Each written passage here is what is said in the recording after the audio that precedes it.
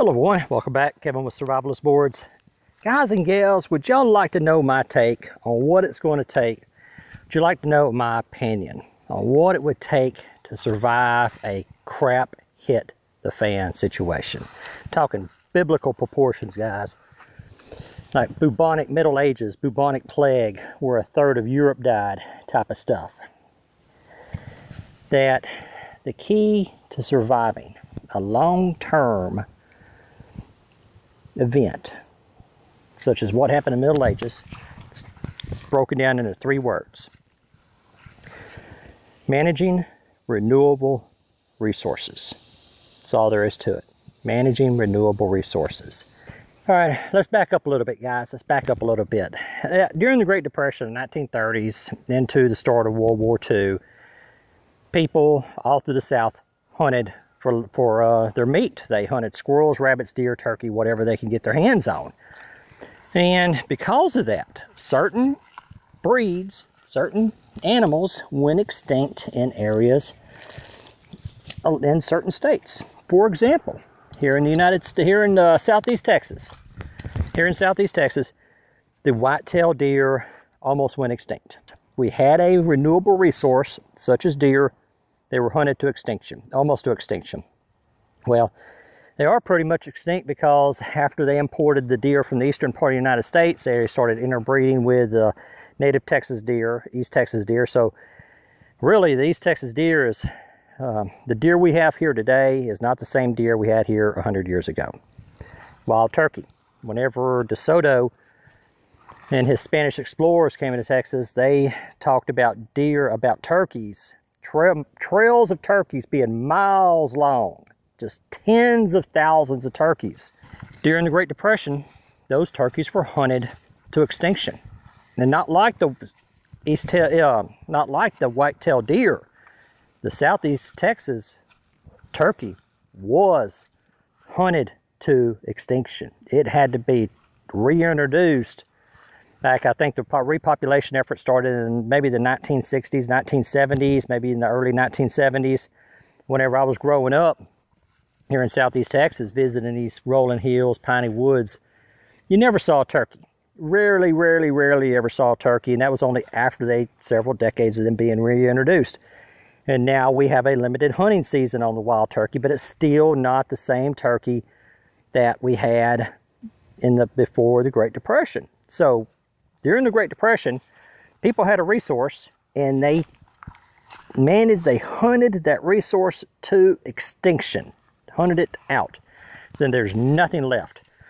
So you may take a look and say, well, man, you know, if crap hits the fan, I've got 10 head of cattle and I've got 4, 5, 6 goats, and I'll just butcher me a few goats, and that's not managing your resources. That's not managing your resources at all. It's that nice okra guy.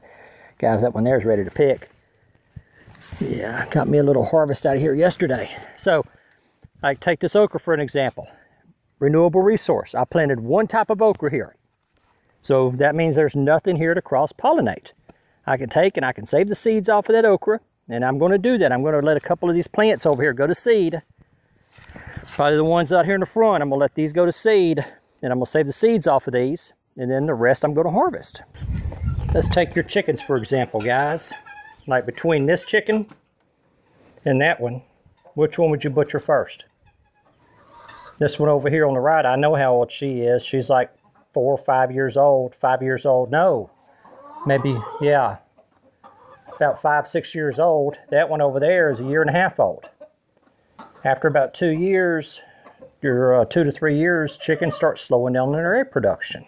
So she's consuming just as much, if not more, feed as the other one, and her egg production is lower than that one.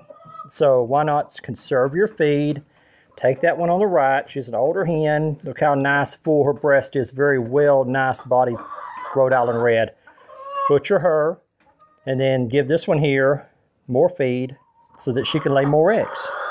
Let's take this Jersey Giant. Black Jersey Giant right here. Very good chicken. Very nice, full body, 8 to 10 pounds. She is something that I would have like on Christmas or Thanksgiving, some type of event where we may have people over.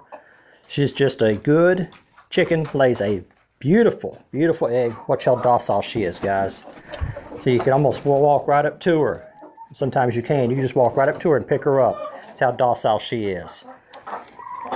We know that the Rhode Island Red does not go broody very much, so we would get rid of the Rhode Island Reds. Australorps do go broody, so we would save the Australorps. Barred Rock, somewhat good layer. So it's managing your resources like that. Being aware of your resources. Rooster, we would definitely save him. Dominicker, old heritage breed, good forager, we would definitely save her. Let's say you've got a pond somewhere near the bug out location. Man, oh man, I'm just going to go out there to that pond and I'm going to fish that pond and I'm going to set up some fish traps and some crawfish traps and going to frog gig, and I'm going to, man, oh man, bring frogs home every day and then bringing fish home every day, bring turtles home, and then all of a sudden all that just kind of tapers off. All of a sudden just all that frog and turtles and crawfish and fish and all that just finally bottoms out because you fished it out. Or you've got a field, you're working this field and you say, man, oh man, I'm gonna plow out this field and I'm gonna plant me some corn, I'm gonna plant me some potatoes, plant me some beans, and you don't put any organic material back into the field. You don't put grass back in, you don't put leaves in it, you don't till it up. You don't do crop rotation, you don't leave the field sitting fallow for a year, you don't garden here and then garden over there and then garden here and then rotate those little fields out. And then all you do is just sit here, well, we're just gonna work this and it'll be okay. Then some type of crop disease comes in and then all your crops die, or your soil's depleted of nutrients. You don't put anything back into it. You don't put any ash in it. You don't put any leaves, straw, chicken manure, cow manure, goat manure. Next thing you know, you've deleted your pond over there. You've killed all your chickens. You haven't been paying attention to your chickens that you've been butchering. You're left with old laying hens and your egg production drops down and your fields are all diseased and not growing anything. So it's a matter of just managing your renewable resources. Being able to take and save those seeds from your corn or your okra or your beans or your peppers and trading those with people and bartering with the seeds or bartering with the eggs, and knowing which chickens to butcher if you have to get to a point where you butcher your chicken or you butcher a goat, or you got a cow that which one would be better to butcher, your cow and get rid of it from grazing the grass, or your sheep. I mean, there's so many variables, but it boils down to renewing your available resources, guys. Those are the three key words. Guys and gals, we've only begun. Is it begun or began? We've only begun to scratch the surface. Take water, for example. The other day I was talking to a fellow YouTube prepper and talking to him on the phone, and with the topic of gardening and having a backyard garden and stuff came up, and he told me that he'd gone through about half the water in his rain barrel. And so, I mean, if it came right down to it, I mean, should he water his garden or should he give the water to his family? What crops are going to give him the best return? Livestock will probably, if he had some chickens, livestock would be important because they're going to be the hardest to replace, such as not ghosts, but chickens. He lives in a city. So it'd be like if he was running a crap hit the fan situation, he would have to decide where to put that resource of water. I told him I don't even have rain barrels. Oh, there's my Zoe girl. Oh, Zoe. Oh, she loves that water. She loves that water. Oh, Zoe. That's my girl. If I needed water, I just come down here and scoop some up out of the creek. This is the creek that I use to irrigate my garden with. Zoe, you drank that water too quick, didn't you?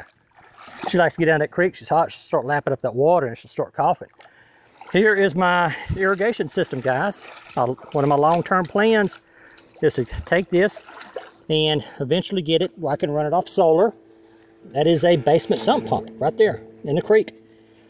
Like I said, one of my long-term plans is to be able to get that, get a nice size inverter, solar power, be able to pump it from this creek right up to the garden, which is a couple of 100 feet that away. I think it's about 100 yards. And this, I think, is a half horsepower or something, third horsepower.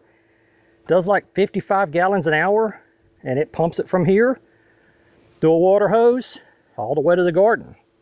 All right, guys and gals, I mean, that's it for now, but there's so much we could talk about. on these renewable resources, solar, managing your chickens, managing your goats, working with neighbors. But when it comes right down to it, some type of crap hit the fan situation happens, grid goes down, society collapses. There's going to be two groups of people. There'll be two groups of people, those with resources, those without resources. Stockpiling is not a renewable resource. Or let me rephrase that. Those with renewable resources, those without renewable resources. Those are going to be the two groups of people. Eventually those without renewable resources or mismanaging their renewable resources will run out. And that's just all there is to it, guys. They're going to run out of resources because they either just stockpile or mismanage.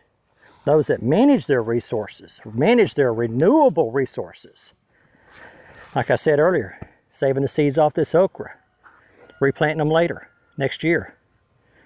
Managing your renewable resources. All right, guys and gals, that's it for now.